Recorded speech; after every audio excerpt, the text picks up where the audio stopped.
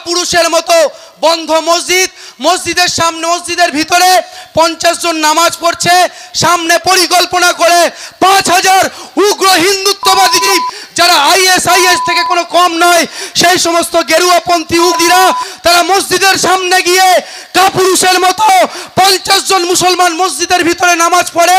আর অন্যান্য মুসলিম সমাজের আপনারা যখন বাড়িতে মোবাইলে টিকটক দেখেন, যখন বাড়িতে টিভিতে বসে IPL খেলা দেখেন, যখন চায়ের দোকানে বসে আপনার এলাকার আপনার ভাইয়ের বিরুদ্ধে সমালোচনা করেন, তারা তখন গেরুয়া ঝান্ডা নিয়ে মসজিদের সামনে গিয়ে কাপুরুষের মতো জয় শ্রীরাম স্লোগান দেয়।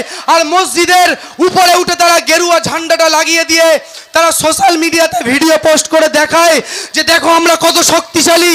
আমরা মনে করি তারা শক্তিশালী নয়, কাপুরুষ, নপুংসক, হিংস থেকেও তারা বাড়া, না হলে তারা এই কাজ কোনোদিন করতে পারে না।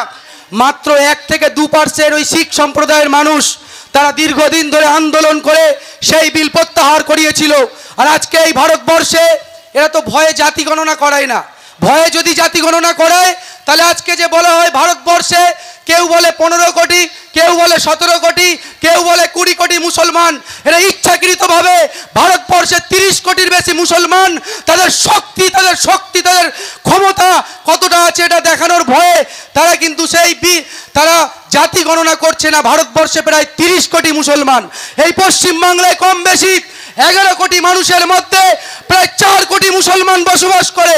মুসলমানরা তাদের শক্তি সম্বন্ধে যাতে অবগত না থাকে, তাই এই কাপুরুষ সরকার এরা জাতি গণনা করতে চায় না। দ্বিতীয়ত আপনাদেরকে বলি, 700 থেকে 1100 বছর ভারতবর্ষে মুসলিম শাসকরা শাসন করেছিল। 700 বছরের শাসনকালে 70টা মন্দির আপনারা দেখাতে পারবেন না যেখানে মুসলমানরা সেই মন্দির ভেঙে দিয়ে মসজিদ তৈরি করেছিল। মুসলমান শাসকরা মন্দির ভেঙে দিয়ে বা তাদের ধর্মস্থান ভেঙে দিয়ে তারা অন্যান্য কোনো ধর্মের ধর্মস্থান করেনি।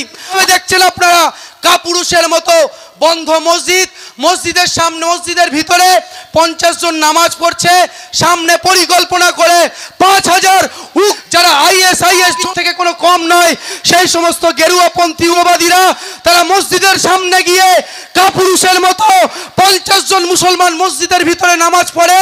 আর অন্যান্য মুসলিম সমাজের আপনারা যখন বাড়িতে মোবাইলে টিকটক দেখেন, যখন বাড়িতে টিভিতে বসে IPL খেলা দেখেন, যখন চায়ের দোকানে বসে আপনার এলাকার আপনার ভাইয়ের বিরুদ্ধে সমালোচনা করেন, তারা তখন গেরুয়া ঝান্ডা নিয়ে মসজিদের সামনে গিয়ে কাপুরুষের মতো জয় শ্রীরাম স্লোগান দেয়।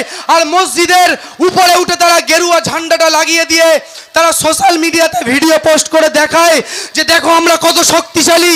আমরা মনে করি তারা শক্তিশালী নয়, কাপুরুষ, নপুংসক।